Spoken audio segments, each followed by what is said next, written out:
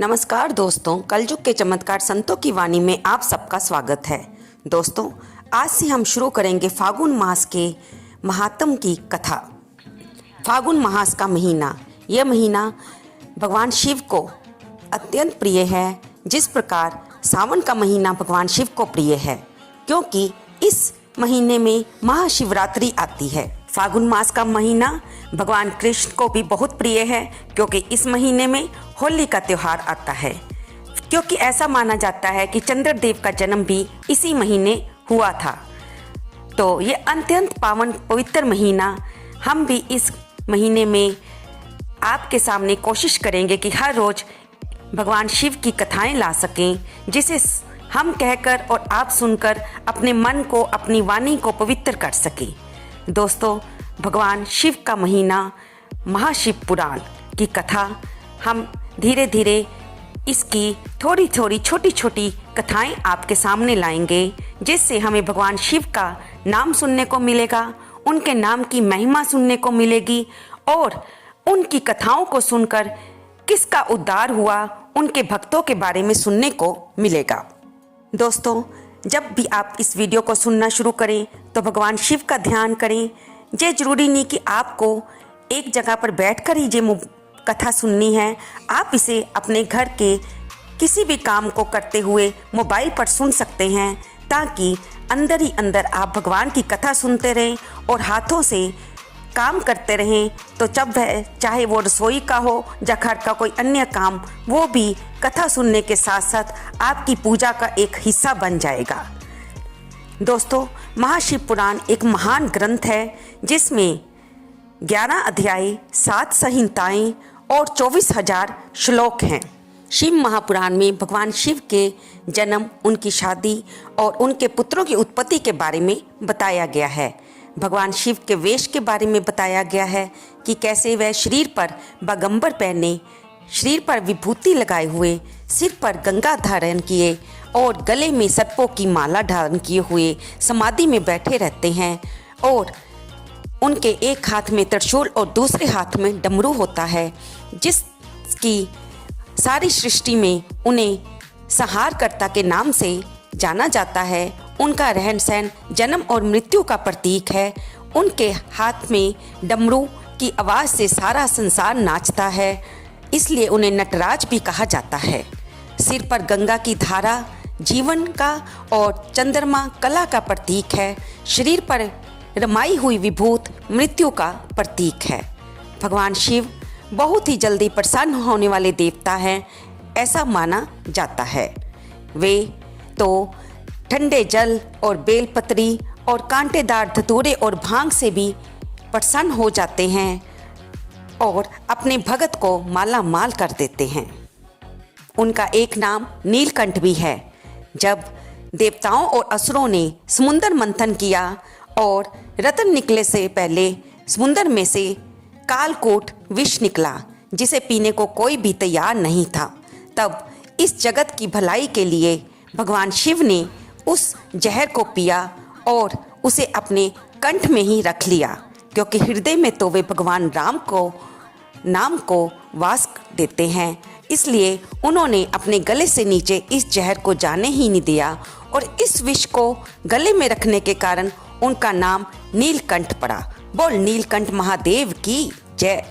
ऐसे परोपकारी भगवान के बारे में बताने के लिए शिव महापुराण की रचना हुई, जिसे श्री वेद व्यास जी ने रचा। श्री शौनक जी ने पूछा, महाज्ञानी सूत जी, आप संपूर्ण सिद्धांतों के ज्ञाता हैं, कृपया मुझसे पुराणों के सार का वर्णन करें। ज्ञान और वैराग्य सहित भक्ति से प्राप्त विवेक की बुद्धि कैसे होती है, तथा साधु पुरुष कैसे अपने काम, क्रोध आदि विकारों का निवारण करते हैं। इस कलयुग में सभी जीव आश्रित स्वभाव के हो गए हैं, अतः कृपा करके मुझे ऐसा साधन बताइए जो कल्याणकारी और मंगलकारी हो तथा पवित्रता लिए हो। प्रभु, वह ऐसा साधन हो जिससे मनुष्य की शुद्धि हो जाए और उस निर्मल हृदय वाले पुरुष को सदैव के लिए शिव की प्राप्ति हो जाए। श्री सूत जी ने उत्तर दिया, शौनक जी, आप धन्य हैं, क्योंकि आपके मन में पुराण कथा को सुनने के लिए अपार प्रेम और लालसा है। इसलिए मैं आपको परम उत्तम शास्त्र की कथा सुनाता हूँ। संपूर्ण सिद्धांत से संपन्न भक्ति को बढ़ाने वाला तथा शिवजी को संतुष्ट करने वाला अमृत के समान दिव्य शास्त्र है शिव महापुराण। इसका पूर्व काल में शिवजी ने ही प्रवचन किया था। गुरुदेव व्यास जी ने सनत कुमार मुनि का उपदेश पाकर इस पुराण की रचना की है। ये कलयुग में मनुष्यों के हित का परम साधन है। शिव पुराण परम उत्तम शास्त्र है। इस पृथ्वी लोक में सभी मनुष्यों को भगवान शिव के विशाल स्वरूप को समझना चाहिए। इसे पढ़ना और सुनना सर्व साधन है। यह मनोवांछित फलों को देने वाला है। इससे मनुष्य निष्पाप हो जाता है तथा इस लोक में सभी सुखों को भोग कर अंत में शिवलोक की प्राप्त हो जाता है। तब श्री शौनक जी ने कहा, आप धन्य हैं सूत जी, आप परमार्थ तत्व के ज्ञाता हैं। आपने हमें कृपा करके हमें शिव महापुराण के बारे में बताया है। अब कृपा करके हमें ये बताइए कि इस कथा के द्वारा कौन से पापी शुद्ध होते हैं और हमें कृतार्थ कीजिए। शिव महापुराण को सुनने से मनुष्य के पापों का पूर्णतया नाश हो जाता है। इस विषय में मैं तुम्हें एक कथा सुनाता हूँ। बहुत समय पहले की बात है कि रातों के नगर में देवराज नाम का एक ब्राह्मण रहता था। वह ज्ञान में दुर्बल, गरीब, रस बेचने वाला तथा वैदिक धर्म से विमुख था। वह स्नान संध्या नहीं करता था। उसमें वैश्यवृत्ति बढ़ती जा रही थी। वह भक्तों को ठगता था। उसने अनेक मनुष्यों को मारकर उन सब का धन हड़प लिया था। उस पापी ने थोड़ा सा भी धन धर्म के काम में नहीं लगाया था। वह वेश्यागामी तथा आचार भ्रष्ट था। एक दिन वह घूमता हुआ प्रतिष्ठानपुर यानी प्रयाग में जा पहुंचा। वह उसने एक शिवालय देखा जहाँ बहुत से साधु महात्मा एकत्र हुए थे। देवराज उस शिवालय में ठहर गया, किंतु वहाँ उसे ज्वर आ गया। उस ज्वर से उसको बहुत पीड़ा होने लगी। वहाँ एक ब्राह्मण देवता शिव पुराण की कथा सुना रहे थे। ज्वर में पड़ा हुआ देवराज ब्राह्मण के मुखारविंद से निकली हुई उस शिव कथा को सुनता रहा। एक मास के बाद वह ज्वर से पीड़ित होकर चल बसा। यमराज के दूत आए और उसे पाशों में बांधकर जमपुरी ले गए। इतने में ही शिवलोक से भगवान शिव के पार्षदगण आ गए। उनके गौर अंग कर्पूर के समान उज्जवल थे। हाथ त्रिशूल से सुशोभित हो रहे थे। उनके संपूर्ण अंग भस्म से चमक रहे थे और रुद्राक्ष की मालाएं उनके शरीर की शोभा बढ़ा रही थी।